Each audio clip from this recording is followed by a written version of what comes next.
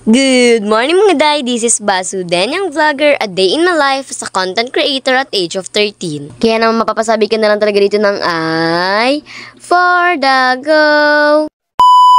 For today's PG, birthday na nga po ni Dada, kaya naman meron nga kami mga lulutuin at paghahanda nga kami kahit simple celebration nga lang naman, kaya naman ayun nga for the patok naman nga siya dyan ng panggatong. O diba dahil birthday ni Dada, syempre pagpapatokin natin yan dyan ng panggatong para meron tayong panluto. Ewan ko ba hindi nga umabot ng 1 month yung aming panggatong, kaya naman ayun nga talaga magpapatok na nga talaga sila at no choice nga naman talaga siya, pa naman wala kaming gagamitin, wala rin naman kaming gaso. Nga pa pala ni Dada ay unahin na muna daw lutuin itong dinuguan, kaya naman ayun nga for the video na muna nga ako for today's video. Wala daw kung ibang kailangan gawin kundi mag-video lamang, kaya naman sabi ko nga your wish is my command, char. Bali, maskara nga po pala nililinisan dyan ni Dada, at pagkatapos nalinisan nilagay rin nga po pala dyan sa kawalat, nilagyan na rin nga po pala ng laurel, paminta at asin nga po pala, sinalang na nga po pala para palambutin. Papalambutin pa nga yung maskara na yun, kaya naman habang hinihintay nga namin talaga naman nagbulot na muna dito si Dada ng nyog. Kailangan kasi ang gata sa pagdinuguan, kaya naman talagang ayan nga, at meron pa nga kami dito mga nyog, kaya naman din na namin kailangan bumili pa. O diba, habang hirap na si Dada dito sa pagbubulot, talaga naman for the pagandang ako dito talaga naman pinagpapawisan nga ako kahit wala naman akong ginagawa, for the video lang naman. Kahapon nga po pala namalengke na nga po pala kami na mga gagamitin namin sa birthday ni Dada, talaga naman kailangan na talaga namin magluto for today's video. Pero syempre may dinaanan saglit sila mama sa basket para mabibili nga sila, para ba naman nakalimutan nga namin. Kaya naman pagkarating nga talaga dito nila mama sa bahay, talaga naman for the gawa na nga agad-agad sila, paano ba naman kailangan na talaga matapos to, paano ba mamaya meron na nga dito mga tao. Ganun karami yung mga bisita, halos mga pamilya lang din naman namin tsaka mga barkada ni Dada. Not only barkada, parang friends ba, ganun. Uy, pareho lang yun. Bali, naayos na nga po pala dyan yung pansabos sa dinuguan, kaya naman ayun nga po pala nilagay na po pala dyan ng kalamansi. Ang mailagay na nga po pala dyan lahat ng kalamansi, si Dada na nga daw po pala dyan yung magagata, paano ba naman siya nga yung may pinakamalakas na puwersa.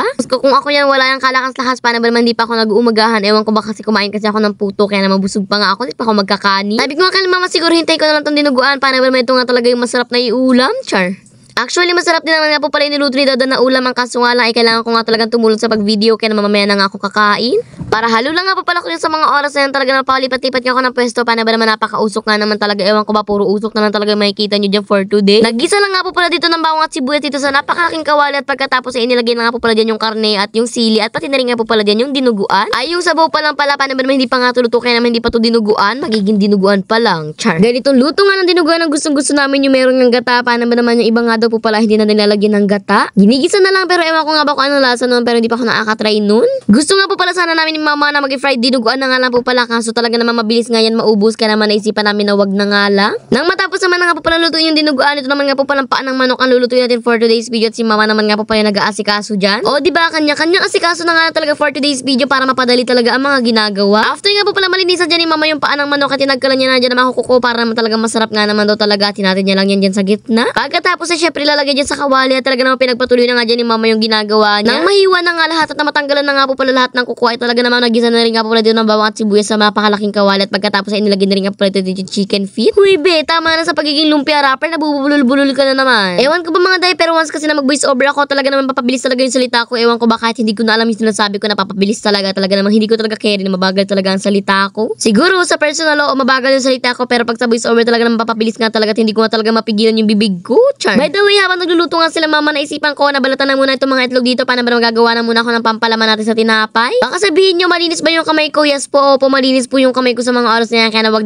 kayo mag-aalala. At parang hindi na kami bumaba pa sa bubon para maghugas ng kamay, talaga na magdadala na nga talaga kami ito ng tubig. Binalatan ko nga lang po pala dyan yung itlog, at pagkatapos nga po pala hinati-hati ko nga po pala yan dyan, para naman talagang masarap nga naman talaga. Siyempre, masarap yan ako kasi ang gagawa niya. Alam mo mga day, kapag naghahanda nga kami ng tinapay sa handaan, ay talaga ito talagang pinapalaman namin, pero minsan lang naman kami maghanda ng ganun, kaya naman talaga ito na nga lang talaga yung naisipan namin na palaman. Nung birthday ko nga, hindi ko naisipan na gawin to, paano naman paborito ko pa naman to, kaso nga lang nakalimutan ko na, paano ba naman nasa isip ko nga ay graham tsaka tapioca. Hindi naman siguro halata na paborito ko talaga ang graham and tapioca. Ay, nilagyan ko nga lang po pala ng pampalasa dyan yung ating palaman, pagkatapos ay minekos-mekos ko na yan para makapagpalaman na nga po pala ako. Wala pa nga masyadong tao dito sa farm, kaya naman kaming apat pala nila Dada nagtutulong-tulong. Si kuya mo nagbabantay kay Baby Storm, ako nagagawa nitong tinapay, si mama naman nga si Dada ay nagluluto naman nga na iba't ibang lutuin pa. O diba, kailangan talaga magtulong-tulong, paano ba naman kung isa lang ang kumikilos nyo, kabutin kami dito ng mga tao, char. Medyo maambon pa naman sa mga oras na yan, kaya naman kinakabahan nga kami at makaabutin nga kami ng ulo, dito pa naman kami sa labas nagluluto. Miyam-miyam nga na po pala dumating na dito sila mami siya, talaga naman tingnan nyo naman to si Baby Storm, talaga naman porda sa lubong naman nga talaga sa ate Wind niya. Pero syempre kahit na dumating sila mami siya, pinaupo na muna namin at chikutin chika-chika nga lang, pagkatapos ay nagluto na naman nga kami. For today's BJ, magkakarbonara nga po pala tayo, paano ba naman isa na nga talaga to sa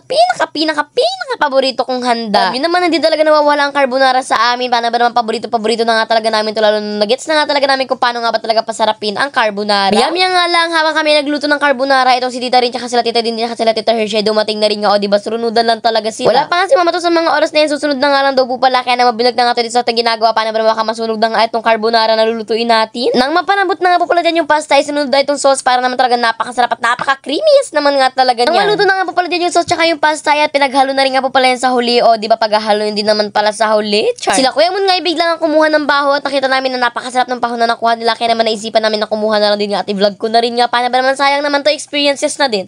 Experiences! Ewan ko ba kung hinug ba yung makukuha namin for today's video, pero sana ay hinug yung makuha namin. Hirap na kami sa pagtukdol ng buko, ay pala ng paho. Paano ba naman, napakatitigas nga naman talaga at kahit anong pukpok namin, di talaga nauhulog. Yung so tignan nyo naman ako, todo pukpok ako yan, kahit isa lang naman yung pinapahulog ko dyan. Marami naman nga kami nakuha, ang kaso nga lang, karamihan nga talaga ay hilaw pa. Kaya naman sabi naman, may bumalik na muna kami sa taas para makapagkain na nga. Paano ba nang sisimulan na nga ang birthday celebration? It's your birthday, eh! It's your birthday, eh! Hoy be, walang kakanta for today's video. Sabi ko nga kay Dada, konting video na muna at bago sila tumawa, pero kailangan maging masaya sila. Paano ba naman birthday nga ni Dada for today's video? Tignan nyo naman nga to si Baby Sir, talaga naman nakikikouple shirt pa nga talaga kay Dada. Kaya naman kantahan natin yan ng happy birthday for today's video. Birthday to you. Happy birthday to you. Happy birthday, happy birthday, happy birthday to you. Happy birthday! O, diba? Parang siguro nga yung pagtili ni Baby Storm, yun na nga talaga yung saya na bumabati siya kay Dada ng happy birthday. Paano ba naman hindi pa nga siya nakakapagsalita? Kaya naman yan, at after ng kantahan, syempre, kainan na. Kaya naman yan nga, tinira ko na nga talaga dito itong ating carbonara. Syempre, napakasarap niyan, luto yan ni Mama. Ano nga ipamana sa akin ni Mama itong pagiging cookie-risteris niya. Kahit wag na siya magpamana ng kahit ano sa akin, yung kahit yung pagiging magaling niya na lang sa pagluto, okay na yun sa akin. Wala nga kami masyadong mga upuan dito sa labas, kaya naman nasa loob nga mga tao, kaya naman lumipat na rin nga ako sa loob para dito na rin nga ako kumain, dito na rin nga ako mag-video. Happy birthday kay Dada, hindi ko naman talaga sasabihin yung message ko, paano ba naman na-i-post ko na nga, basahin nyo na lang yung message ko kay Dada, kayo na din bahala dun, char. Yun lang naman nga po pala for today's video, maraming salamat sa bumati kay Dada, kaya naman yun lang, salamat, bye-bye and God bless, thank you for watching, don't forget to like and share, mwah!